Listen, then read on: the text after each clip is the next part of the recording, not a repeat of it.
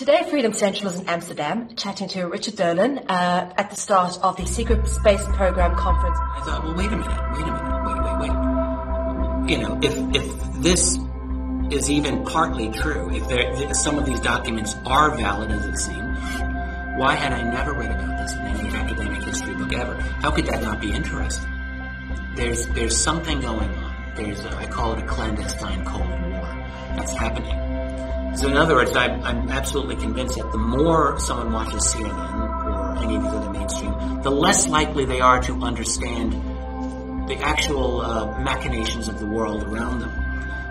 The more that the world is going to seem like a big fog to them when some new event happens. Because what we've been fed 24/7 by a mainstream propaganda industry is just one lie after another after another. Nations need to understand that they are not dealing with a so-called level playing field. We're dealing with a rigged game in a lot of ways. And that is the moment in which billions of people on planet Earth are going to have a moment with themselves. And they're going to say, have I been wasting my life?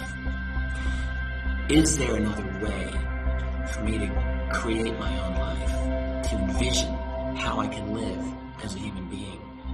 Because there are these other beings here, and they don't operate like we do. And so I think that's going to be the great wake-up call for us as a species. There's an outside world there, and a lot of people, even if they may be sympathetic, they still don't have a lot of the information available. And I feel part of my job is to give them that information, to make it very plain and clear as to why this topic matters. And it does matter. You are a well-respected writer, researcher in the area of ufology and extraterrestrial matters, off-world affairs. What really brought you on this particular journey, communicating this information? Well, I started this journey over 15, 16 years ago, knowing absolutely nothing about anything to do with UFOs. I stumbled across the topic at the time. I was working on a doctoral dissertation in history and Cold War studies, and they don't study flying saucers in graduate school when you're working on something like that. But I was in a bookstore, and I encountered, in fact, one of the books of one of my fellow presenters here at this conference, Timothy Good, who wrote Above Top Secret, and the subtitle was The Worldwide UFO Cover-Up. And it was that book that I saw in a store. I believe it was 1994, and it just intrigued me very much. I flipped through the book. I'll never forget this. Recognizing many of the names and departments from my own study, and he was writing about them in this totally different context. You know, here is I working on the Truman administration in a very conventional Truman versus the Soviets and the birth of the CIA and the Korean War and all of this. And then here's Tim Good writing about the Truman administration in part in the context of UFOs. And I thought, well, wait a minute. You know, if this is even partly true, if some of these documents are valid as it seemed, and if there was an interest in UFOs, even if it was a mistaken interest in UFOs, I thought, why had I never read about this in any academic history book ever? How could that not be interesting? In what dimension of reality is that not interesting? So that was the initial question. And it wasn't, are UFOs real back then? I was much more conservative. I just wanted to know, is there anything to this historically? Is this part of my history? I want to know. And, of course, that snowballed into this lifelong journey that I've had ever since. The field just grabs you, sucks you in, and doesn't let you go, at least not with me. And so I ended up writing 2 volumes of history, each more than 500 pages.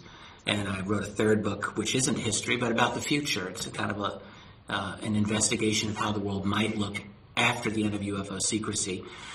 But I've still got the third volume of history in the works, and that will complete a 3-volume trilogy of UFOs in the modern era. So that's become my life's work.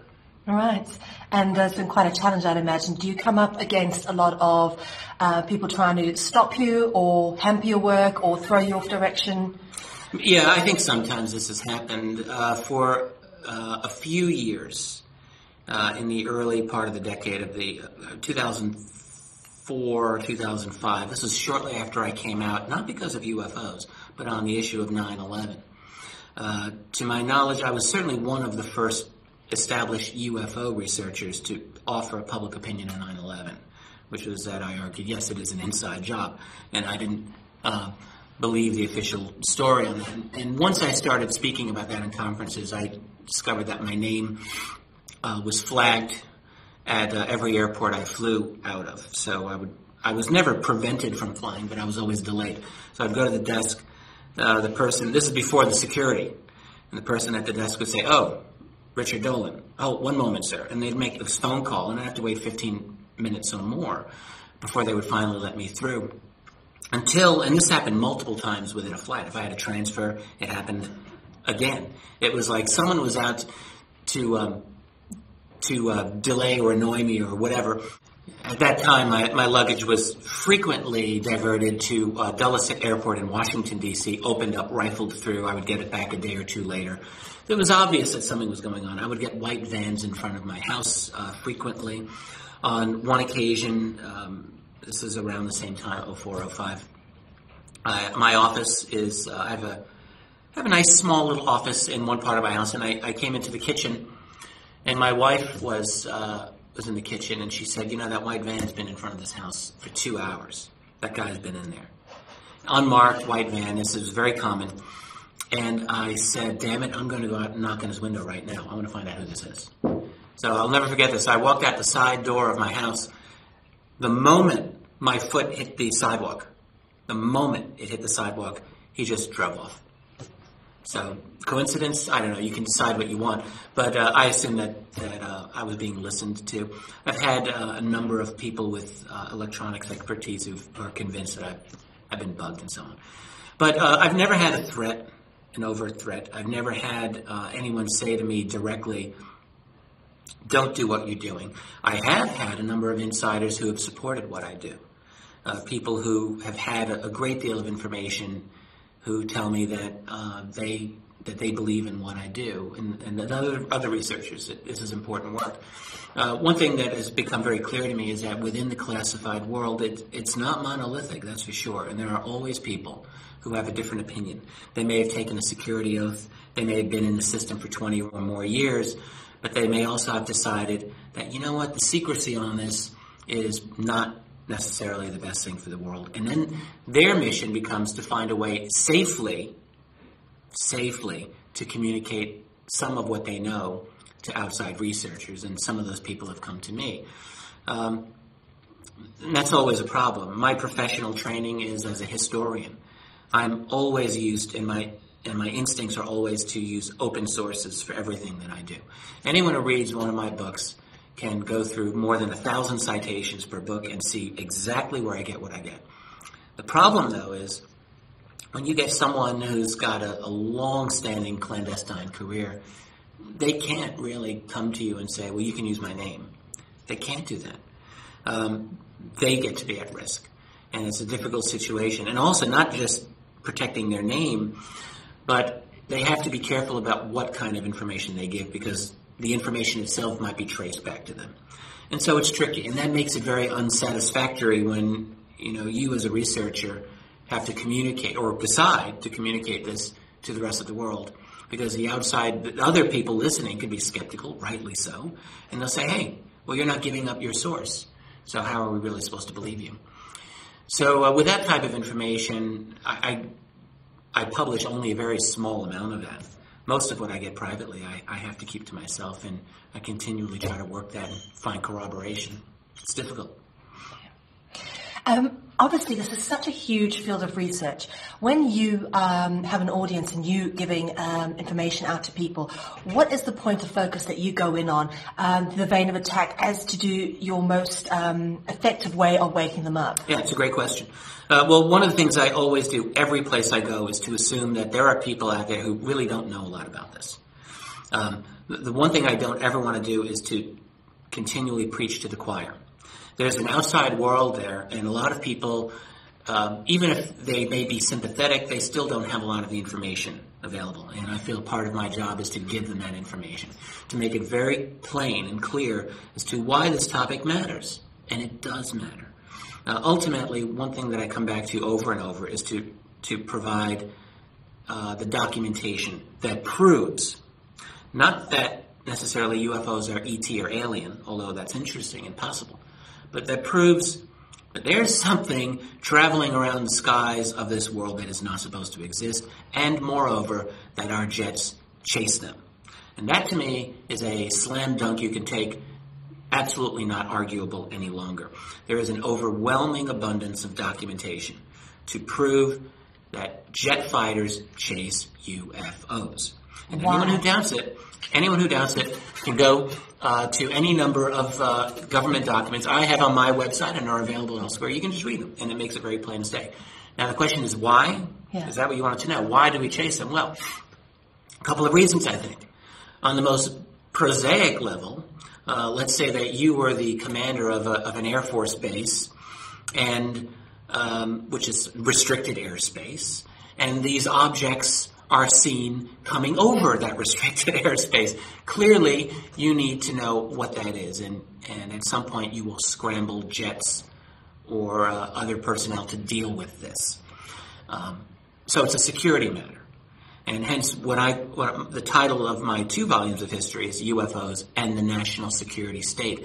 In other words, not just UFOs, but it's the interaction of UFO phenomenon with the military intelligence community that I call the National Security State. So it's a military issue. It's a military issue, not just the U.S., but around the world. The other reason that these jets are scrambled is that these objects, in a number of instances, have shown that they've been able to tamper with our technology. They've disabled nuclear sites. They have been able to disable electronics equipment of our top fighter aircraft. So they have capabilities that clearly, we want to know about. But as to all of the reasons why we chase them, well, this I don't know. There's something going on. I call it a clandestine Cold War that's happening, in which you've got jet chases happening on a fairly regular basis in the 40s and the 50s and the 60s and the 70s and right up to our own era. This has not stopped. This is not ancient history. It's contemporary. And I'm sure the next decade we'll see yet more instances of our craft chasing these things. At Freedom Central, we provide a platform for people who, like yourself, have a message for humanity. Many of us who are on this journey are communicating this information for a reason. What is your particular message? Oh, wow. Well, one of them is 2 words, no fear. I think that one thing we have to keep in mind in this world is there's a lot of things to be concerned about, but we need to make our decisions based on facts, not copying and pasting the latest internet rumor that we've heard on our Facebook page. I find this is happening a lot. What we need to do is to calm down a little bit and not allow ourselves to get worked up and scared and excited over every little thing that comes up. That's an easy way to have a nervous breakdown. It's an easy way to raise your blood pressure and to die, 20 years ahead of your time. And it's not that there aren't things to be concerned about. There are. And when I say no fear, I mean that. So in other words, the 2 greatest enemies I think that we have in our era are fear and hope. Hope is kind of an odd choice. But really, let me deal with hope first. When I say it's an enemy, it's this type of hope where we say, I really want things to be better. Well, we all want things to be better. But what that means is when we're focusing on this utopian outcome that we would like, it seems to me that we're very easy to miss the on-the-ground reality that we're dealing with today. So in that sense, hope can be sort of counterproductive. But fear is worse because when we're afraid of either these other beings or the secret keepers themselves or of all the horrible environmental catastrophes that we are dealing with, we're also not seeing clearly. We need to